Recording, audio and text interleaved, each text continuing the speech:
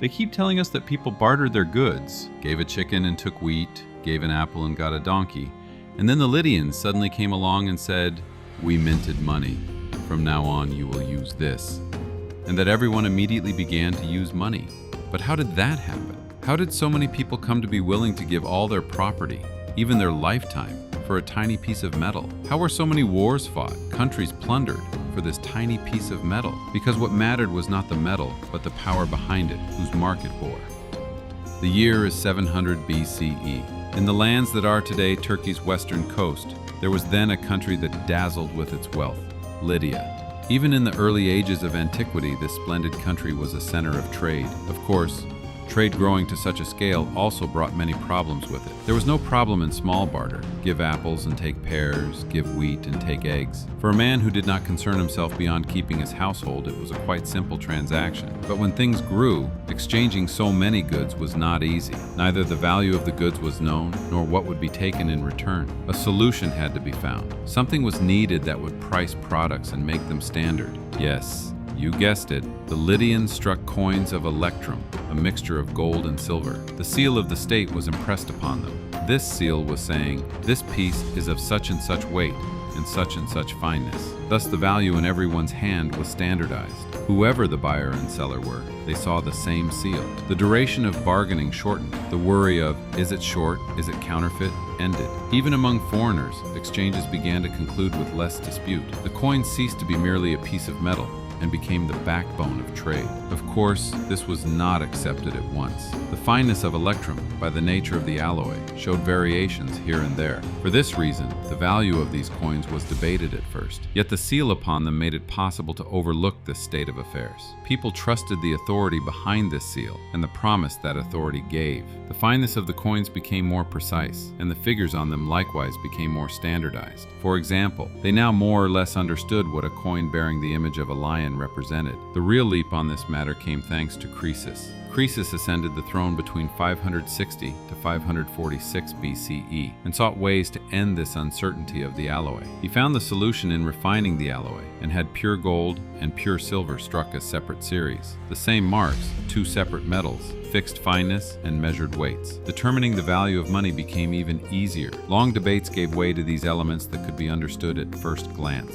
It became easier to reach agreement even with people from distant lands. The measurements, made one by one in the market, the arguments over value, came to an end. Everyone began to speak the same language. What was decisive here was the state itself. When taxes, wages, and official payments were made in the same unit, the rest of the market had to use that unit as well. Where the king said, "Pay with this money," that unit ceased to be merely a commercial tool and became an obligation. Thus the coin was tied not only to the public but also to the arteries of the state, such as taxation and the army. As the value of caravans, the provisioning of garrisons, and the expenses of temples were written in the same language, the effect of this small metal multiplied. The mints were at the center of this system. They refined the metal, brought it to fineness, prepared the dies with care, and minimized striking error. The coins were inspected, and practices outside the standard were punished. Counterfeit stamps were seen not merely as a trick, but as a violation of the public word. This brought punishment and law together under the same roof. For one who did not obey the rules harmed not only the tradesman,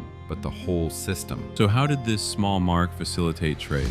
First, it removed the verification step. Instead of weighing and checking again at every transaction, buyer and seller accepted the same standard. Second, it accelerated price setting. When weight and fineness were shared, valuing took less time.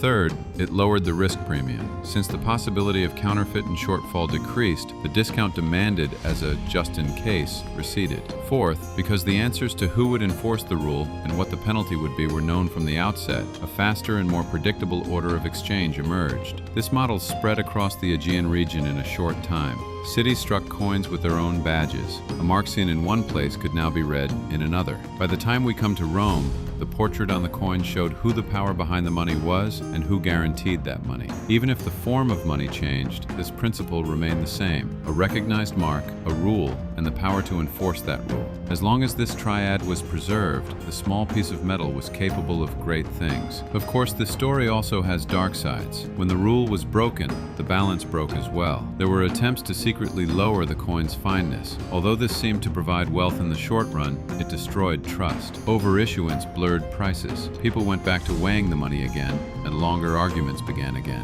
When the questions, "What fineness is this? How many grams is this?" returned, the convenience provided by the mark on the money disappeared. That is, money worked not because it was metal, but because it was the promise of an order that would apply a predetermined standard tomorrow as well. When that promise weakened, the metal remained the same, but the promise no longer carried the same value. Another effect of the coin was its ability to spread trade over time. The stamped unit made arrangements like "deliver today, pay tomorrow" possible. Because the mark implied not only present value, but tomorrow's execution as well. Debts were taken, debts were paid. A safe bridge was built between distant regions. The seal on the money functioned like a contract. From this perspective, the story that the Lydians minted money and everyone accepted it at once falls short. Acceptance began with the hand of authority. It gained strength through taxes and official payments, and became lasting through the mint's technique and the enforcement of law. Both sides of trade read the same mark instead of measuring one by one. Exchange became easier, even with foreigners. The greatness of the small piece of metal came from the greatness of the mark upon it, the promise behind it. Looking back today, we can clearly read what that first mark in Sardis said. This value has been measured, this rule has been proclaimed, and this rule will be enforced. That is why people tied their goods, their labor, their time to that mark, because that mark was the sign of something larger than themselves, of a rule maker and an enforcer of that rule. It was a system. In other words, what turns money into money is not the slight gleam of a piece of metal, but the consistency of the mark upon it. This mark made visible the answer to the question of whose word stands behind this metal. It turned standard and oversight into a language readable at a glance. The language that began at Sardis became clearer with Croesus's pure gold and silver series, spread with the badges of the Aegean cities, and took different forms in different worlds. Whatever the form, the question did not change. Whose seal is this, and does it keep its word? When the answer was yes, the small piece of metal carried a great economy. When the answer was no, the same piece turned back into ordinary metal.